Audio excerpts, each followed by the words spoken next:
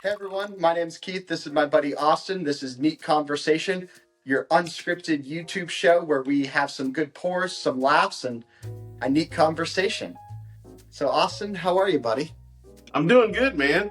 I'll tell you what, they definitely don't make podcasting or YouTube channels easy these nowadays with these damn apps. I swear. Yeah. Well, it is our first episode, so we should have known we were going to have some technical difficulties. For all of you that are just tuning in, we've been attempting to get this recorded started for about 45 minutes now. It's a good thing Austin ate dinner first because he'd probably be hangry at me by now if not, so. Hey, man, that's what happens when you're a fat guy. You got to eat. You know what I'm saying? Yeah, well, we've seen what happens to people that don't eat on other Instagram live shows, so. I know. I was about to say, with everything that we went through today, it might be called vulgar conversation instead of neat conversation. Good grief. Well, we can get it started though. I know we poured up the Rebel here, the Rebel 10-year. Oh, you've got the old school one. Yeah. Yes. That's what I was going to ask you. It looks like yours just says Rebel, and I got the old school bottle with the Rebel Yell on it. Yeah. Yeah, I had that one a while back, obviously, but it's been long gone. This is the second newer bottle that I've had. So, but yeah, let's get into it here. It's funny because when we were talking about doing all this stuff, and Keith and I were trying to come up with different bottles and everything else. This is what it came up with because we couldn't find a common ground on a fourth weeded. Yeah, I mean, we both had plenty of good weededs, but we were trying to stay in that close proof range, which was difficult because we definitely have. I mean, we both have like Weather full proof. I know we got the Weather single barrel in there, but that's up to 114. So just trying to find weededs that are in that 100 range that we both have was proving a little bit more difficult for us, but we definitely got there. But yeah, I think it's why.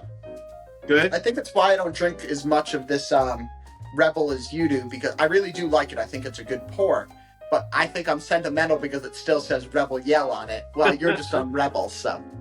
Well, it's funny. We went down to Justin's House of Bourbon that was down in Lexington, and they had an old school little bottle that was the Rebel Yell 100. So okay. I ended up getting that, but yeah, it wasn't the Rebel Yell 10-year. I mean, I think that was, good grief, that had to have been at least 3 years ago that I had the Rebel Yell 10. Yeah, mine is aged since 2006, so I may be slow drinking on this one. This is 2010. So yeah, this one was well out there by then. Now I know Rebel Yell. I've always heard that it was rumored that if you could never get the old Fitzgerald 10-year or an old Fitzgerald, that Rebel Yell was the best next thing. I've always heard that Heaven Hill, they sourced from Heaven Hill on this. Is that the same thing that you're hearing? I don't know if they're sourcing from Heaven Hill. I mean, it is Luxco. It is Lux Row in that family. So, I mean, they obviously have their own long-standing tradition. Personally, I'd be a little surprised if they were sourcing from Heaven Hill on this. But maybe some of the older batches I could see, but I doubt that they're doing sourcing now, considering they have the Lux Row double barrel. That's a 12-year. See, but I know that's Heaven Hill. I'm positive that that's Heaven Hill. Well, that came from the distillery. But I didn't know, like you said, they've been around a lot longer now. Mm-hmm. So I would think that they would eventually have their own stuff. I wonder if any of y'all know. Y'all leave it in the comments. Let us know. I mean, is this still Heaven Hill? I'm not getting the nuttiness from Heaven Hill on the nose. I mean, I don't know what yours is smelling like. Oh yeah, no. I mean, the first thing I got on this sip was the nuttiness. So maybe mine being a bit of an older vintage is Heaven Hill, and maybe that's when they changed the name. I know there was a lot behind the name change as well. From dropping the Yell part of it, but at least with mine being the Rebel Yell, I'm definitely getting some of that nuttiness right in there. I don't know, man. I wasn't getting it on the nose, and of course, this is a brand new bottle, so it hasn't really opened up yet. But definitely tasting it, I'm getting a little nuttiness on it. So I would dare to say that that is probably Heaven Hill. I'd be very interested. I'm gonna have to do some research on that. Yeah. Still a good pour though, like you said, it's a very, very good pour. Yeah, and I mean, even if we were to look at, where it is, it's going to say Kentucky, but even if it said Bardstown on it, that wouldn't necessarily help us figure that out, considering they're both Yeah, almost they're down the street from each other. So they're neighbors. They're cheating, man. Cheaters. Look at you being responsible and hydrating. So I mean, Hey, it's always part of the fun. You gotta stay hydrated, especially when you get up for work at, I don't know, 3:30 in the morning like you. the water definitely helps. If we get to the point where I need a liquid IV in the morning, then you know it was really a good night. So Yeah, and we've been there once or twice before. So just a couple times, well, we usually wait till you have the morning off though. So or I just take PTO. yeah, hopefully you don't tell your boss to tune in to this episode. But Oh, I'm sure he'll be watching this. He won't. He'll have no fear. yeah, well, you'll have to invite him over when I'm down there in Virginia later this year so I can meet him, or he can throw me in the trunk. I don't know, whatever he wants to do. There you go. There you go. But yeah, see, I definitely, I see what you're saying. You were asking about the nose and the nuttiness earlier.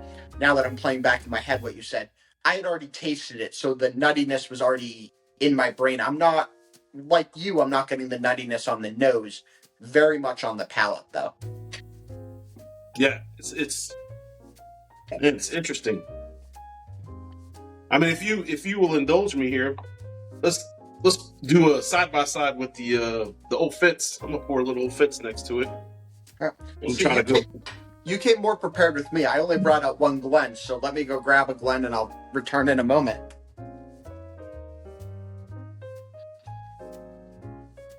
Yeah, these are always cool, man. I love these decanter bottles. They're very, very cool. Sometimes I think when you're buying Old Fitz, you're buying the bottle more than you're buying the juice that's inside of it. But I mean, I love Old Fitzgerald. I mean, Heaven Hill is my favorite. You know that. It's my favorite distillery out there.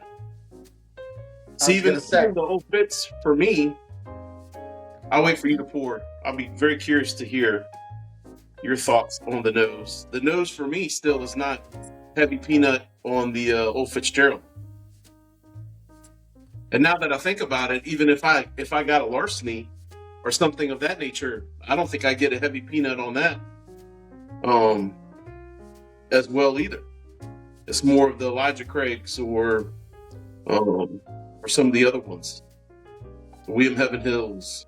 Actually, this last William Heaven Hill, I didn't get it on that as well. But like the Evan Williams, definitely you get a little nutty funk on it. But this, I'm not getting any nuttiness. No, I'm definitely not on the nose either. And I did want to add a comment to what you were saying before. Some people probably buy this just for how the bottle looks. And I don't want to, in episode 1, slander anyone or slander anything, but there's definitely some beautiful looking bottles out there that don't have great looking whiskey in it. This is the opposite. It's a beautiful looking bottle with great whiskey in it on top of it. So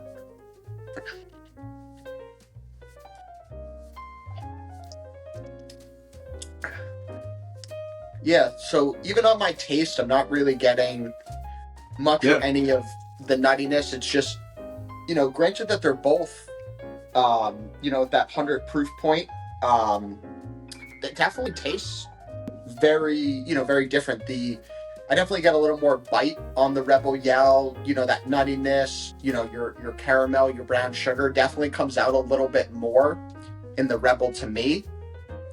Absolutely.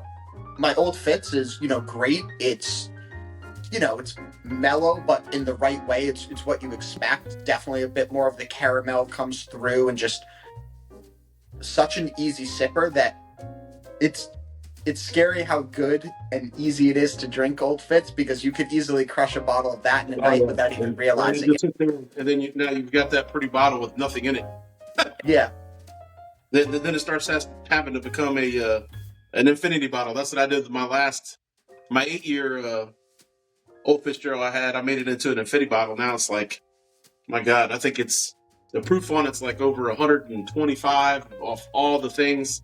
And I have that app. I can't remember what the app was. I think it's called Infinity Bottle or whatever, where you can absolutely classify all the stuff. It keeps all the proof. And then when you pour something out, you've got to log in that you poured it out. You poured something in, you got to log in that you poured it in. But it's really cool because it does all the math and stuff for you. But yeah, I absolutely agree with you. The Old Fitz, this is so much. It doesn't have that bite on it. I mean, we always say smooth. Smooth is kind of a weird word, I guess, to describe whiskey if you're not a whiskey drinker, because I know I can give something to somebody, they'd just be like, it tastes like fire. It doesn't taste smooth. What are you talking about? You know? But definitely it has those edges, those peaks are not there in it at all. But I enjoy both of them. I'm actually enjoying this more than what I remember on the Rebel 10.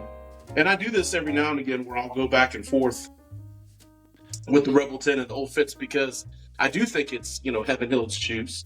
But it's just interesting it's interesting to see the differences of this. But obviously, as you well know too, just because it says it's 10 years, that doesn't mean that there's something that's higher in there. That's just a lower blend. We all know these are small batches. We all know that Heaven Hill, when they say a small batch is like 1,000 barrels. So it ain't like it, going to like a Neely distillery or something where they say small batch, it could be 3 or 4 barrels, Yeah, and I think that's cool. Like, I don't know how much education we'll end up doing all together, but if you're someone that's just getting into, bourbon and whiskey, the term small batch is actually really relative to your distillery.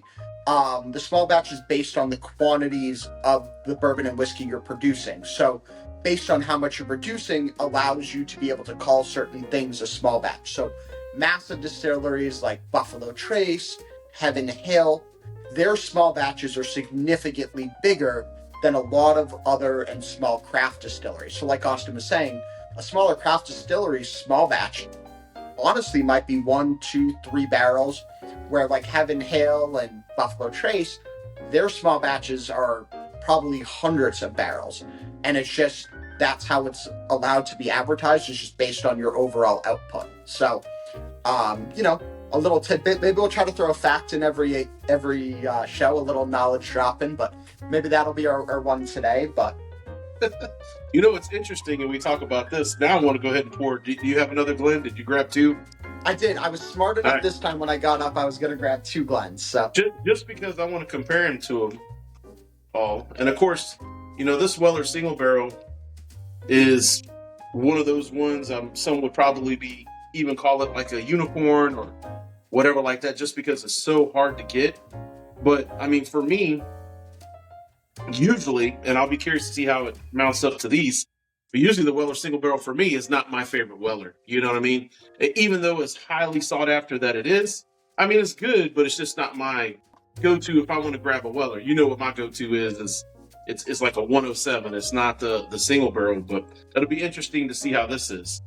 I thought your go-to was the CYPB, but I just do that for you because I know you want it. I'm just trying to taste the rainbow. So, but yeah, I mean, it's definitely going to be different. Coming from a bottle that's from Heaven Hill's distillery directly itself in the Old Fitz, and now we're talking about a bottle that's sourcing in the Rebel, and then we're going to something of Buffalo Trace. We're definitely getting very different wheated mash bill styles there.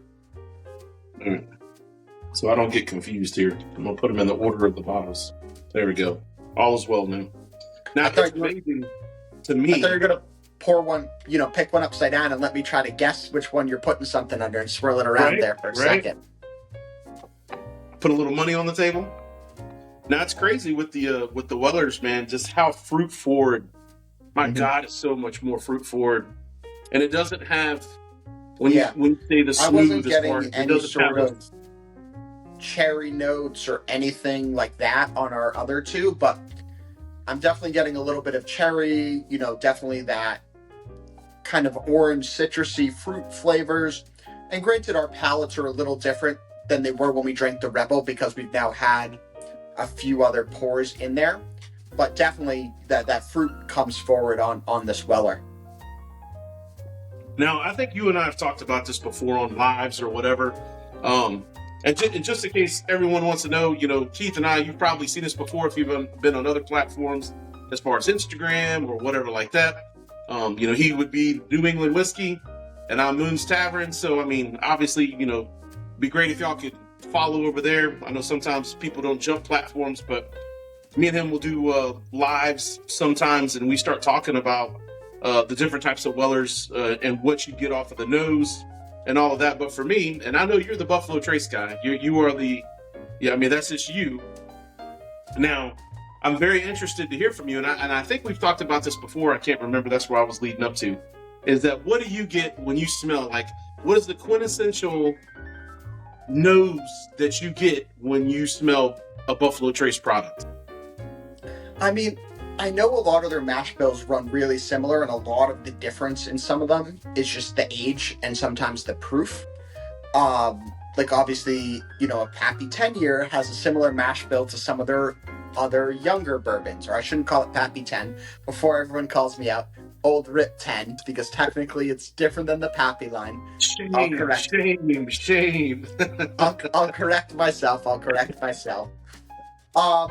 But I mean, I really think it depends, because some of their other pours, like the Old Rip 10, tend to just have a lot of oak and, that char type of smell to them. But then you have other pours, like the Weller Single Barrel, that doesn't carry that oak and that char to it, like some of the other products. So it really depends on which line and which direction you're pouring from Buffalo Trace. Obviously, their mash bill too has a unique characteristic to it, so it does really depend on what you're pouring and the direction that you're going with Buffalo Trace to give you that line and that nose from it. So okay, so for simplicity, then on the Weller, what is the quintessential nose that you get on the Wellers? Not necessarily the Rips or the Van Winkles or whatever, just the Weller. What do you get? Yeah. I definitely get cherry. Like, you definitely see that a lot, specifically in the Weller line, is the cherry. On the full proof, sometimes it really does shine through. It just kind of has a little bit of that. It's probably more on the taste, but maybe because I just drank it, it's now in my brain, and that's just what I'm getting from it and what's coming to mind right away. It's just kind of that cherry note, a little bit of that molasses, just kind of that sticky sweetness type of smell to it. I don't want to call it like a candy apple, because it's not exactly that, but it just kind of has a lot of those things into it, the fruit and the sugar notes to it in terms of that sweetness level. So you're gonna call me crazy, and I already call you crazy, and you don't even have to finish your sentence. This is true. Kind of like what we were saying with the Heaven Hill. You get a nutty profile majority of the time. Jim Beam, you get a nutty profile majority of the time. Wild Turkey, you get that Wild Turkey funk. It's kind of hard to even explain what that is. But for me, for most Buffalo Trace, like I said, you're probably going to say I'm crazy. I'm telling you, man, I get grape. I get kind of a grapey note. And it just, to me, it just shines through with that. I do get the cherry and all of that kind of good stuff. But really, when I'm really trying to figure out, because sometimes my wife or my kids or whatever like that, they'll come up like, Dad, let me pour you a bourbon, and I want you to try to figure out what it is. And generally, that's the first thing that I'm looking for, because it's so defined to me. If I get that grapey note, then I'm like, oh, it's Buffalo Trace. I may not be able to tell you what, bourbon it is from Buffalo Trace, but that's what I'm getting. And then when I get the nuttiness, sometimes, it kind of confuses me, because it could be, either Wild Turkey, Heaven Hill, or Jim Beam, because sometimes they have a little bit of nuttiness in it too, as far as the Wild Turkey. But it's just interesting to me. Of course, you gave a really in-depth answer, and I'm just like, great. That's what it tastes like. It's great. Well, and I think that's honestly like something that's great about bourbon and whiskey and rye, like whatever it is that you're drinking, is that people's palates and people's profiles are going to be different. And it's fun to sit here and talk about it and go through what I'm tasting, go through what you're tasting, our palates definitely aren't going to be the same, and they shouldn't be because you're you and I'm me, and we're different people. But it's all really But I'm part better. of the equation. Is I think that's one of my favorite parts about bourbon and whiskey, and just sitting there with people having a conversation, whether it's in person or like we are here virtual. Um, Being able to just discuss the tasting notes, having different opinions on kind of what we're feeling, but also having similar opinions because we were pretty in agreement on what we were getting from the Old Fitz and the Rebel, and we're differentiating a little bit here on the Weather Single Barrel. And I think that's awesome. I think it's what it's kind of really all about is tasting through things, enjoying them, and figuring out what you come up with. Well, and just like you said, not getting wrapped up into the bottle or the line or whatever, doing stuff blind, man, you really start picking out what you like because you're not enamored by what the bottle looks like or what the distillery is and all that kind of good stuff. But I mean, have you did them all back to back? Of course, you were talking, so you're doing a lot of talking. I'm doing a lot of drinking. So I mean, this is a great podcast. Um, Keith, you keep doing what you're doing, and I'm gonna keep doing what I'm doing. And Yeah. if I fall down, then you know that the call's over. Yeah, I'll figure it out. We'll figure out how to edit it from there. But yeah, I mean, it definitely works. I kind of poured a little bit and left a little bit in each blend, so now I'm kind of going back to the Rebel and just kind of going back through it, and just kind of seeing how it changes. Because definitely when you have a fresh palate, you need something to warm it up a little bit. So if I started with the Rebel, now I've obviously had Old Fitz, I've had Weller Single Barrel. My palate's going to change definitely when I come back to this Rebel because I've had other flavor profiles that have come and mixed in. So it's always fun to kind of go back and do some other things too. So based off of this, of what I just did, I'm gonna do it one more time. Do them all three together. I'm actually might even surprise you of what I'm gonna say. Based off of you, I know you're gonna be a Weller guy. I know Weller is gonna be the one that stands out for you. Then it'll probably be the Old Fitz, and then probably be the Rebel. That would be my guess, just knowing what you like. I mean, yeah, that's generally what I gravitate towards. But in all honesty, I'm gonna switch it up to you. I definitely think the Rebel has the most bite to it and the most characteristic out of either one of the or out of any of these three. I think it has the most to it.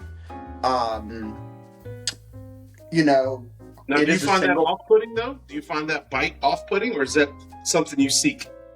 It's definitely something I enjoy, right? It is a single barrel. So it is, really unique. Obviously the one thing about single barrels is regardless of what you do, even if you put the exact same mash bill and rest it in the rick house starting on the same day, but it's one barrel over to your left or one barrel over to your right or one row below it, it definitely changes the profile. Heat rises, storms, whatever weather's going on. It changes it, and your position of the rick in the rick house matters, and the distillers know that. They know what they're doing. It's why they're doing it. It's why we're sitting here buying in and talking about it on YouTube. But it's a single barrel. There's nothing you can do to replicate it. You can't make that same mash bill again. You can't put it in the exact same rick house from the same exact date, and you can't predict the weather that's going to happen over the 10-year or 7-year or 5-year, however long you rest it. So it's unreplicable. I think I said that right. I could be wrong. And it's not redoable because you can't do the weather again the exact same way on the exact same days. So it makes a difference. And also if you rotate barrels in, you rotate barrels out, the way the heat moves through the rick house is going to change because there's open spaces potentially in it. Now, granted, these distillers aren't dumb. They're never leaving open spaces in their rick house because that's just money being wasted.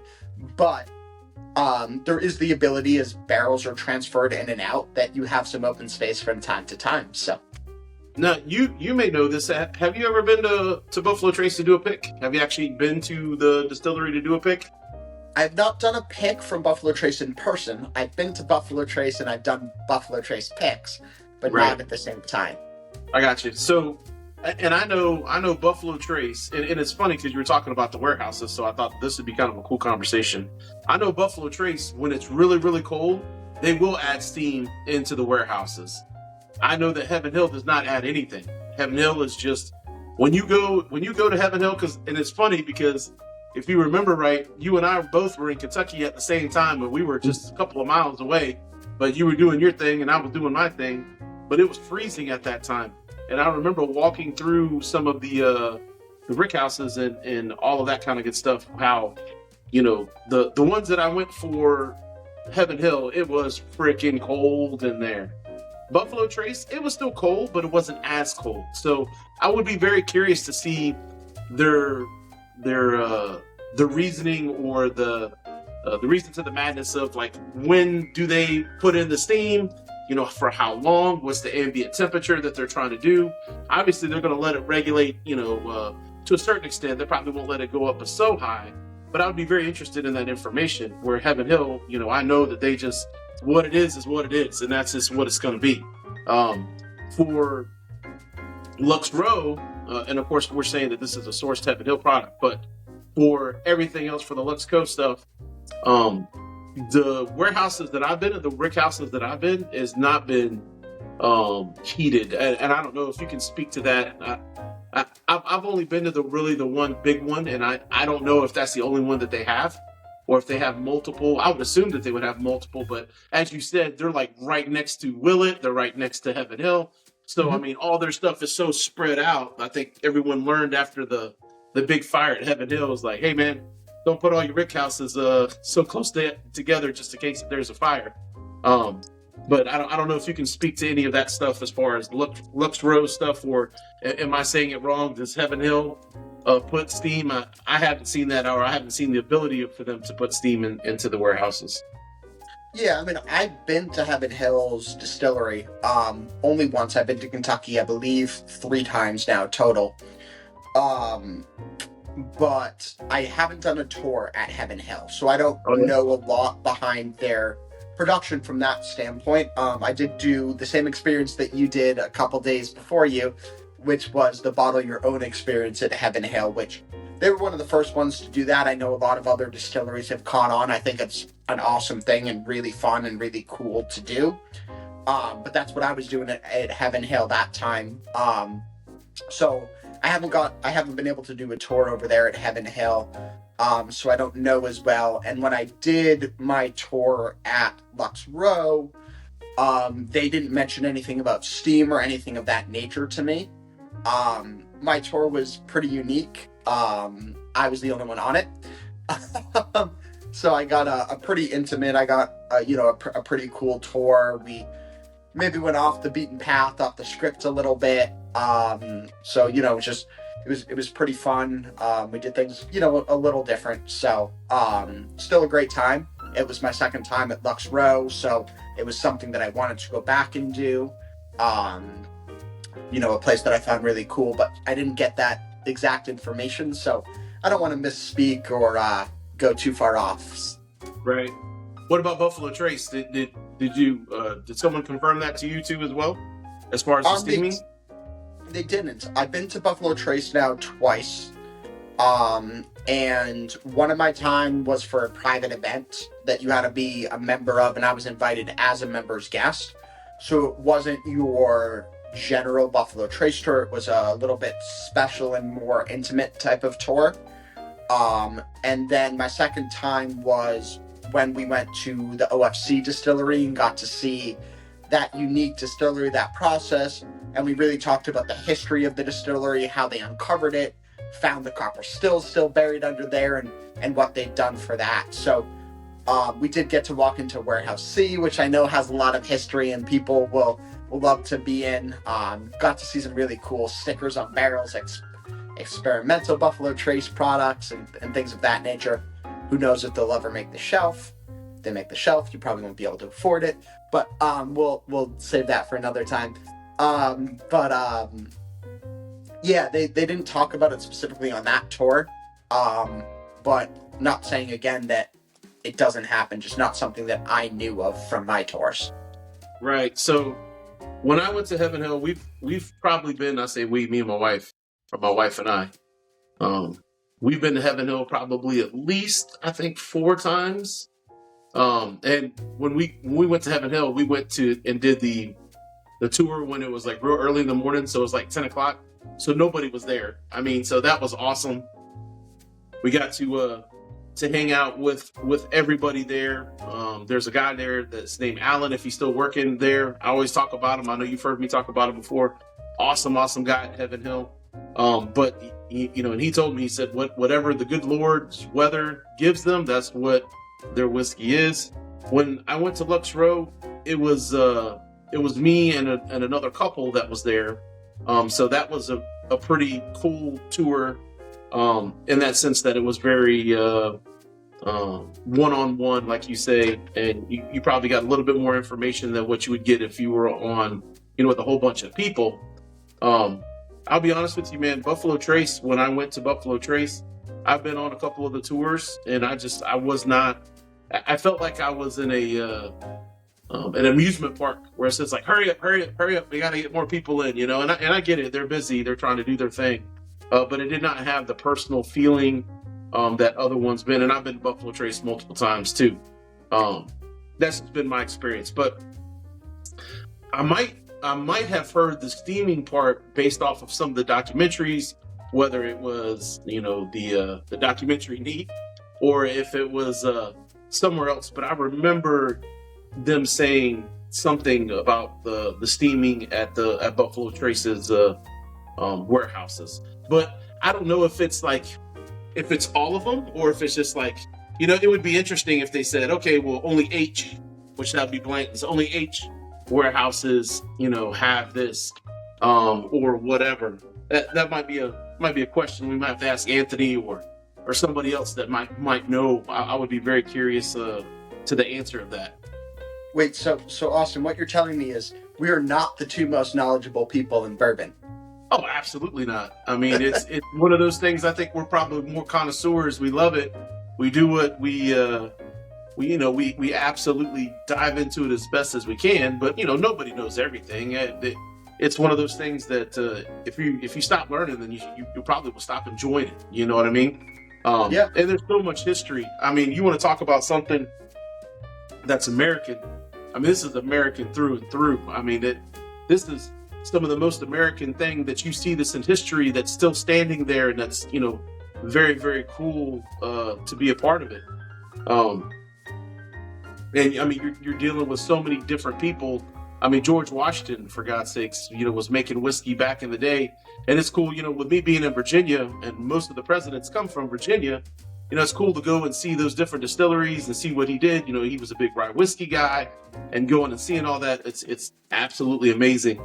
I don't know if I would buy the whiskey for $200-something, but because it's like an unfinished rye whiskey that they sell, and I think the one that they have is it might be finished for like 2 years, and it's got like just a little bit of color to it, and I'm like, no, I'm good. We can keep that. But anyway, on these, if I had to put them in order based off of what I tasted, and I would be curious to do this in a blind, because I would be. The Weller single barrel is a lot better than what I remember. And those fruity notes, I mean, it just tastes so different. I'm with you. I like a little bit more flavor. That's probably why I like the stronger flavors, like a Garrison Brothers or something of that nature, where it's like the flavor just punches you in your mouth, and you know that you're drinking something. Not saying that you don't get that from the Weller single barrel, but it's definitely a little more delicate and a little bit more elegant. You know what I mean? It would be like, if I had to put it into music or something of this would be more of a one of those.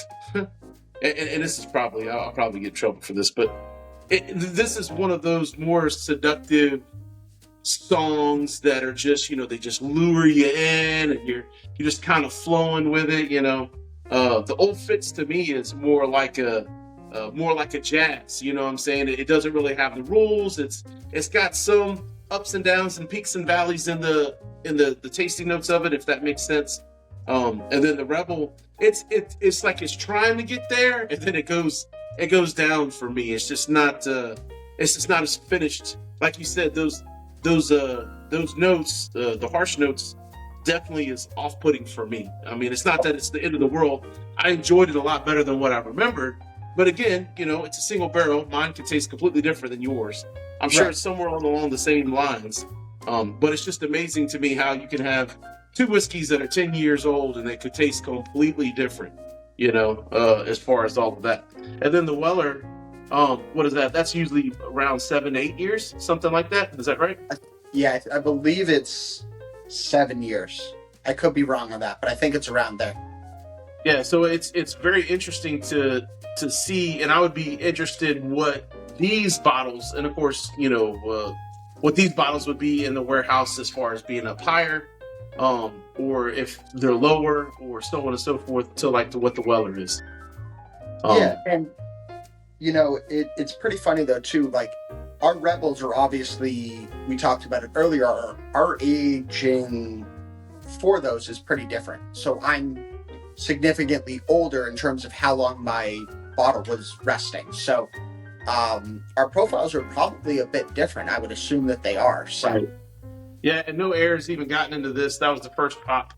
Matter of fact, I'm gonna get a little bit more here. That was the first pop on it, so. Mine definitely wasn't a first pop, and it's definitely, it's definitely a bit older. So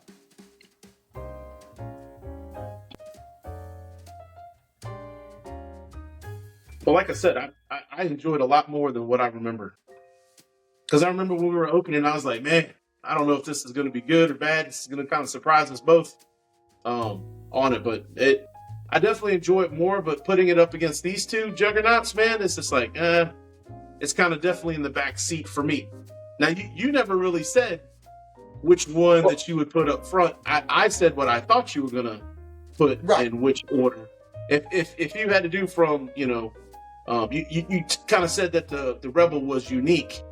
But unique isn't always good, right? I said sometimes that's like, saying that the ugly girl is your friend, but you don't want to date her. So I mean, it's it's like, which one do you feel like that is or more or less it's, oh, she's got a great personality. Yeah. So I just picked up the Rebel again, and I have a little bit of Rebel, I have a little bit of Old Fitz left, and I have a little bit of other single barrel left. So why don't I run through them again, and then I'll give you my opinion from there. That's fair. You gonna make me do it again too? Why not? We're here. Let's do a little bit. A little dab, do you? Yeah. Hey, that's in Pencil Thin Mustache by Jimmy Buffett. I got to throw them out there because it's what I do best. So. Oh my gosh. Well, you know what?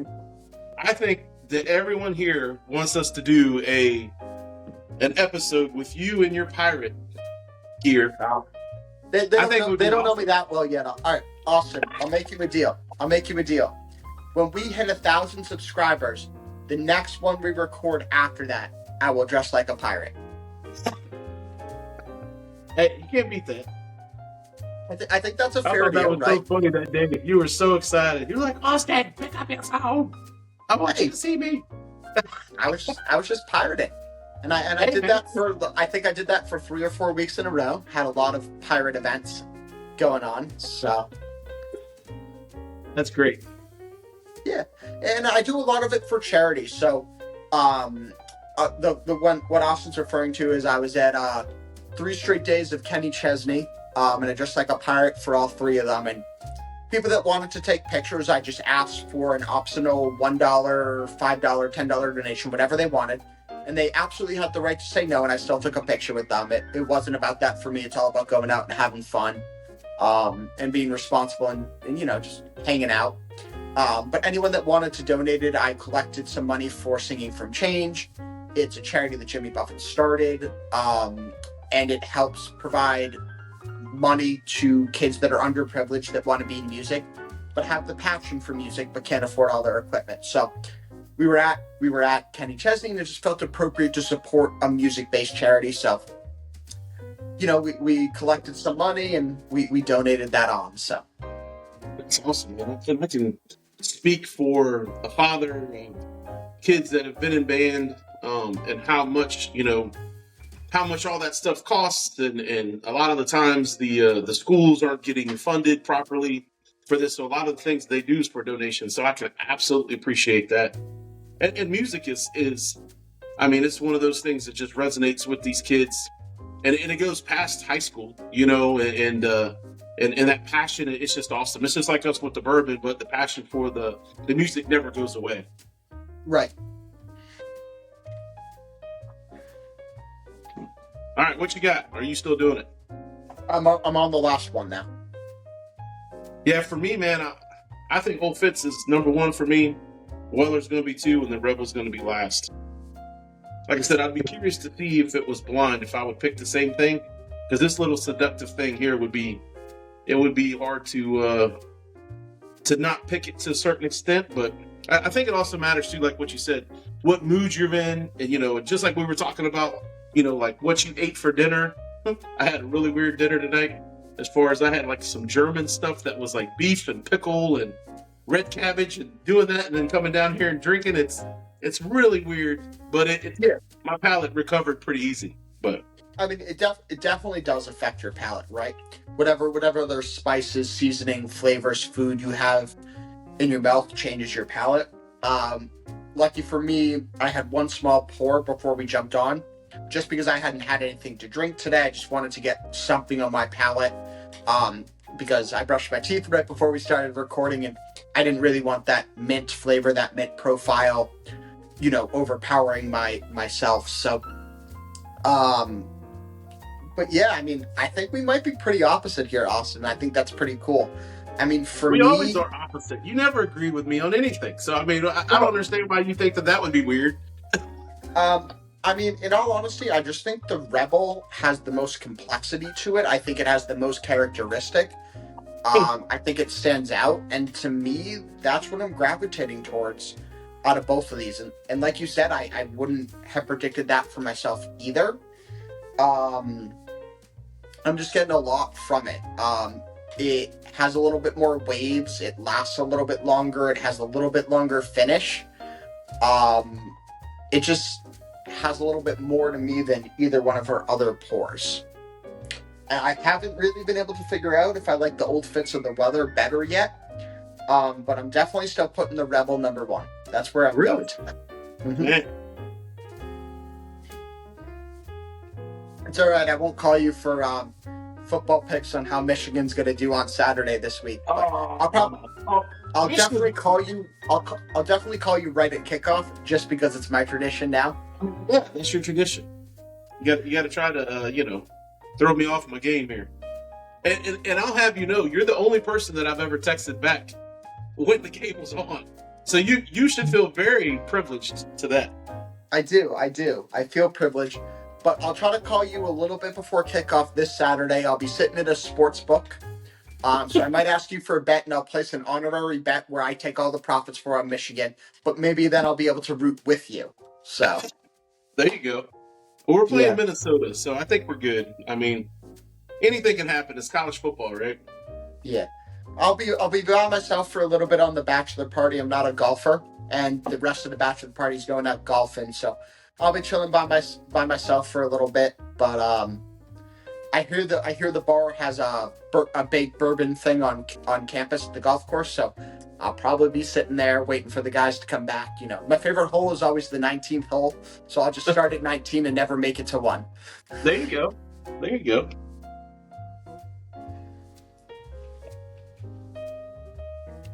I'm impressed. Well, I say I'm impressed. I'm surprised that you would put the Rebel 10 first. To me, it's just got too many peaks. Well, see, that's what I like about it. I like the peaks. I like the valleys. I like the waves. I like that it's not flat and one-dimensional. I really don't know if I can pick a number 2, to be honest, between the Old Fitz and the Weller. They don't taste the same, but to me, like I was just saying with the Rebel has the peaks and valleys, is a little inconsistent on your palate, which is what I like. It's when I'm doing a barrel pick or something like that, that's something that I look for, and I really resonates with me. I like a little bit more flavor characteristic.